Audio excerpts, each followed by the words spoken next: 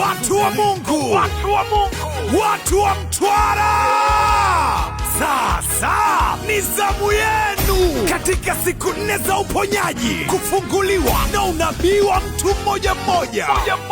Je, unateswa na wachawi kwa magonjwa na umasikini wa kichawi?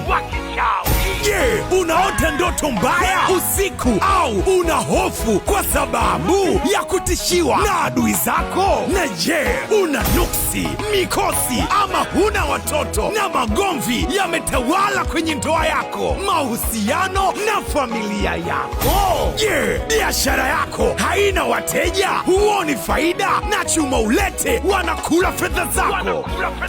Biblia inasema, kitabu cha Mika sura ya 5 mstari wa 12, nami nitakatilia mbali uchawi usiwe mkononi mwako, wala hautakuwa tena watu wenye kutabana. Ni muda wa kufutwa machozi. Wakazi wa Mtwara, Lindi, Kilwa, Liwale, Tunduru, Masasi, Nyamongo na ukanda wote wa kusini mwa Tanzania. Mtumishi wa Mungu Nabii Nicholas Suguye kutoka kanisa la WRM Dar es Salaam Tanzania anakuja manispaa ya Mtwara Mikindani kwenye uwanja wa Sabasaba katika mkutano mkubwa wa Injili wa Operation ya Komboa Misukule. Kila kilichofichwa na kilichoibiwa kitarudishwa kuanzia tarehe 2 ya mwezi wa 10 mpaka tarehe 5 ya mwezi wa 10 2025. Mkutano utaanza saa 8 mchana hadi saa 12 jioni.